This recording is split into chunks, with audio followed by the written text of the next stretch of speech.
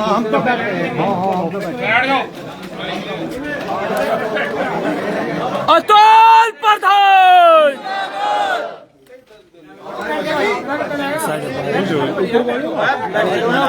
मुझको निकल जान दो। नहीं करता ना। अरे यार लाइव चल रहा है शांत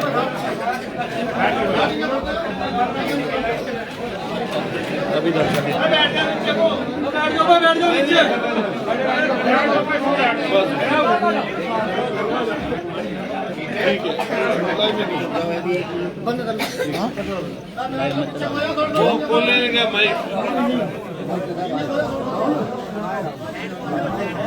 मैं आप सब लोगों का, साथियों का तहे दिल से शुक्रिया अदा करता हूँ।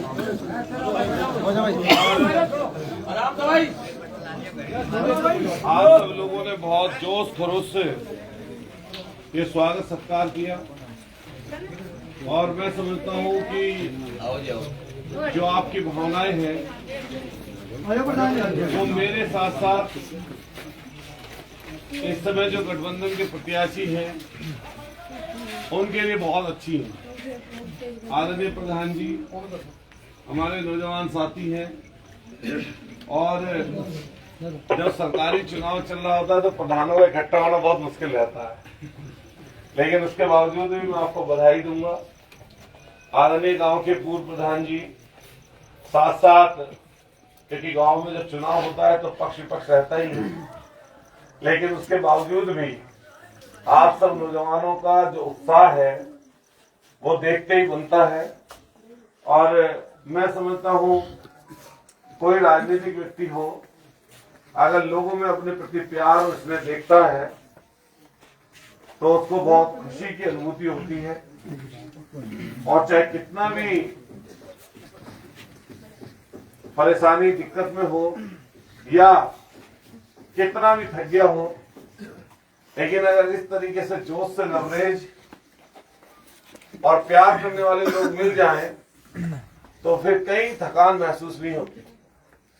तो मैं आपका सबका सर्वप्रथम तो इस बात का धन्यवाद करूंगा कि जहां मैं सदमे से विधायक बना, आप सब लोगों की मंशा थी कि किसी भी तरीके से अतुल प्रधान विधायक बन जाए। तो आपने हमारी मदद,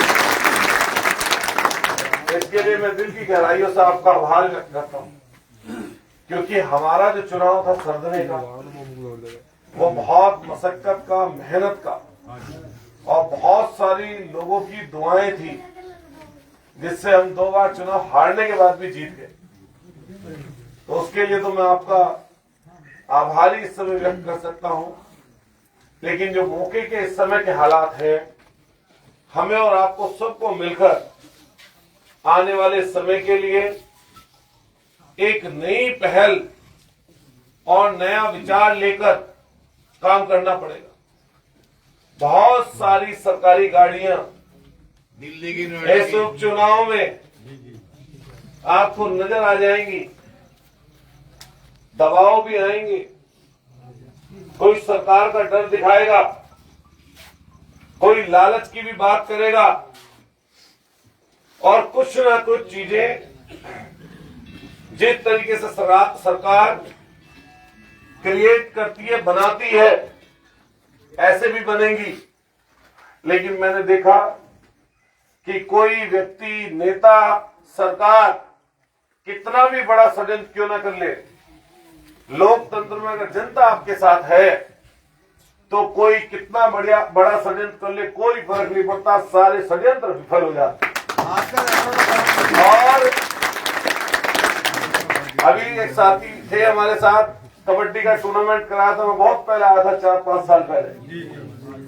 आप सब लोगों ने मिलकर बुलाया था, उसके बाद में मैं नहीं आ पाया हूं, लेकिन आपके बीच में जो हमारे प्रति प्यार और स्नेह है, मुझे लगता है कि जो मैं बोल के जाऊंगा आप उसको आत्मसात भी करेंगे और कहीं ना कहीं अगर मेरी बात ठीक होगी तो उसको मानेंगे भी, क्योंकि संख्या काफी है और लगभग पूरे गांव के लोग यहाँ पर इकट्ठा भी हैं। और अगर कोई नए भी आए हैं तो इतने लोग अगर एक तरफ हो जाए और मन अच्छा विचार अच्छा कर ले तो जो बाकी लोग रहते हैं उनको भी मना लेते हैं। ये हमेशा आप देख रहे हैं। मुझे पूरी उम्मीद है कि आने वाले समय पर जो ये 5 तारीख का चुनाव हो रहा है ये ऐतिहासिक होने जा रहा है। एक बात और ध्यान रखिएगा, इससे सरकार बन और बिगड़ नहीं रही है, न कोई सरकार बनेगी इससे, और जो सरकार मौजूदा है न वो हटेगी। लेकिन जो तानाशाही है, जो घमंड और गुरूर है सरकार के लोगों में, उसको कहीं ना कहीं नीचा करने का काम जनता कर सकती है। जब वाली खेत किसान की बात हम लोग करेंगे और खेती किसानी की बात चलेगी तो ये ध्यान रखना आप लोग, जब सरकार इस तरीके से तानाशाही पर हो तो वो लोग बात गन्ने के रेट पर नहीं करना चाहेंगे। परेशानी, दिक्कत, महंगाई, बेरोजगारी पर नहीं करेंगे। वो बातें वो आपके बीच में करेंगे जिनको लेकर पिछले 10 साल से अलग अलग तरीके के वो चुनाव जीत रहे हैं। जिस दिन भाजपा के प्रत्याशी का नामांकन हुआ, मैंने देखा कि मंच से जो बड़े बड़े राजनेता हैं वो किस तरीके की भाषा, शब्द बोल रहे थे अपने। आपको ओहदा जनता ने दिया। मैं पूछना चाहता हूं आदरणीय मंत्री जी से, जब आपने 14 का चुनाव लड़ा, क्या यही लोग नहीं थे जिनको आपने पहले पलकों पर बिठाने की बात की थी? कहते थे कि हर वो चीज दूंगा, आपके बड़े से लेकर छोटे नेता तक सपने दिखाते थे। आज इन्हीं लोगों में से आपको गुंडे बदमाश लोग नजर आते हैं। इतनी ऐसी भाषा किसी इतने बड़े ओहदे पर, पद पर बैठे हुए व्यक्ति के जबान से शोभा नहीं देती। मैं उनके किसी व्यक्ति के लिए अब शब्द नहीं बोलूंगा, लेकिन बस इतना आपसे कहकर जाऊंगा कि आप में थोड़ा सा भी मान, स्वाभिमान अगर जिंदा है तो उनकी कहेगी एक बात का 5 तारीख को तो दबाव देना ही देना, लेकिन उसके बाद में 2024 में भी उनको जवाब देने का काम करना।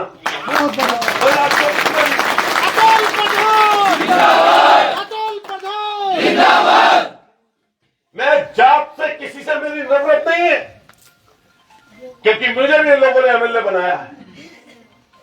सैनी, कश्यप, पाल, जोगी, प्रजापति, नाई, धोबी, ठाकुर, गुर्जर, पंडित, मुसलमान, जाटा, वाल्मीकि, कोई ऐसी बिरादरी नहीं जिसने हमें वोट न दिया। लेकिन मैंने हमेशा कोशिश की किसी मंच पर जाकर किसी व्यक्ति के लिए, खासतौर से प्रत्याशी है मदन भैया, आपकी जो भाषा थी वो सिर्फ मदन भैया के लिए नहीं थी, वो ध्यान रखना वो आपके ऊपर भी थी। सही बात है। जिस तरीके की उन्होंने भाषा बोली उसके बाद भी बोल रहे हैं, अरे आपको 1 साल बाद चुनाव के बीच में आना है। यही जनता ने आपको वोट दी थी। अगर ये जनता वोट ना देती तो मात्र 6000 से जीते थे। अगर 2 गांव भी पलट जाते थोड़े ठीक से तो जीत नसीब नहीं होती। आपकी ताकत, आपका योद्धा, ये हमेशा आपके पास नहीं रहेगा, ना पहले कभी किसी के पास हमेशा रहा, आने वाले समय पर भी नहीं रहेगा हमेशा आपके पास। लेकिन जिस तरीके की भाषा का इस्तेमाल आपने किया, 1-2 बार और बोल के देख लो। ऐसा भी हो सकता है कि गांव के बाहर से ही लौटा दिए जाओ। क्या बताओ, सही बात है गलत है? मैं आपसे कह के जाऊंगा, एक एक व्यक्ति से, बड़े बुजुर्गों से, नौजवान साथियों से, कि कई लोग काम की बात करेंगे, वादे करेंगे। अरे आपका वादा, आपकी सोच, आपका विचार पिछले 2 बार विधायक का चुनाव जिताकर आपको दे दिया। आपके जो वादे थे, आपकी सोच थी, आपका विचार था, जनता के, खतौली विधानसभा के प्रत्येक व्यक्ति के, प्रत्येक जात के व्यक्ति के लोगों के ध्यान में है, मन मस्तिष्क में है कि आपने क्या क्या काम करके दिखाया। चाहे लोकसभा का चुनाव रहा तो आप जीते, 14 में बंपर वोटों से जीते, मंत्री बने। लोकसभा के चुनाव में, चुनाव 19 का आया, बंपर वोटों से जीते यहां पर, और फिर मंत्री बने। फिर चुनाव आया, पहले 17 का और 22 का विधानसभा का, जनता ने विश्वास जताया और आपको जिताया। लेकिन काम के नाम पर इस खतौली फैक्ट्री में लोकल के लोगों को, लड़कों को आप अप्रेंटिस भी नहीं करा पाए। नौकरी तो दूर की बात है, बहुत दूर की बात है। अग्निवीर चली, नाम बड़े दर्शन छोटे। कोई अग्नि पथ बताता है, कोई अग्नि वीर बताता है, नाम ऐसे ऐसे निकाल कर लाएंगे। नाम रख दिया ट्रेन का वंदे भारत, सांड से टकराई ट्रेन टूट गई। ये हालत है इनकी। और नाम इसलिए लाते हैं ऐसे, लोगों की भावनाओं से खेलते हैं। बताओ जितने लड़के होंगे यहां पर जो सड़कों पर पिछले 4-4, 5-5 साल से मेहनत कर रहे होंगे, दौड़ लगा रहे होंगे, 6 महीने की ट्रेनिंग, जिस सेना में जाने के लिए व्यक्ति अपने आप को गौरवान्वित महसूस करता था, मेहनत मशक्कत किया करता था। एक किसान लोगों, मजदूर परिवार के लोगों, आपके बेटे जाया करते थे सेना में, जो नौकरी पाते थे। हमारे लोग तो बेल्ट की, उसमें अधिकतर लोग सेना में जवान बना करते थे। आपने उस पर भी लात मारने का काम किया। 6 महीने की ट्रेनिंग, 3.5 साल की बाकी नौकरी, और फिर कब घर चला आएगा कुछ पता नहीं। अभी मुजफ्फरनगर में भर्ती हुई, किसी गांव से एक आध कोई लड़का हो गया हो तो बड़ी बात, भर्ती दौड़ में पास, एक आध हो गया तो बड़ी बात है। समझ लो, ऐसा समझ लो उसने जहान जीत लिया हो, जहान जीत लिया उसने। अंदर जा रहे थे, नाम पूछ पूछ पर आगे बढ़ा रहे थे, बाहर निकलते थे पुलिस लाठी मारती थी। अंदर जाते थे तो जो वहां पर कार्यरत लोग थे वो लाठी मारते थे। बारिश पड़ रही थी, कीचड़ हो रही थी, पूरी कीचड़, बारिश में उकड़िया बैठा दिए। 12-12 घंटे लड़के बैठे रहे और तुरंत कहते थे कि चलिए उठिए दौड़िए। अगर ऐसा ना हुआ हो तो बता देना।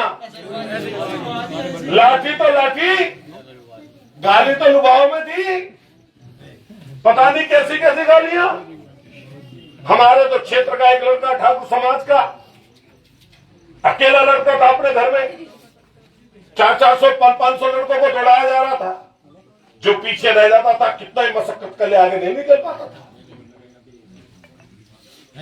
फेल हो गया दौड़ में। और सुबह सुबह गया खेत पर, सुसाइड कर लिया। अरे कौन जिम्मेदार है उस अकेले बेटी की मौत का? आप जिम्मेदार, कोई बात कहने वाला नहीं। नौजवान साथियों, ध्यान रखना, लोकतंत्र और डेमोक्रेसी में जिसने टीवी देखकर आज के समय में अपना मन बनाया, अखबार पढ़ के, मोबाइल पर, व्हाट्सएप पर देखकर अपना मन बनाया, तो समझ लेना आपको कोई चीज की समझ नॉलेज नहीं है। इनके भाषण और साउथ की फिल्म दोनों बराबर की झूठे हैं, दोनों बराबर के झूठ।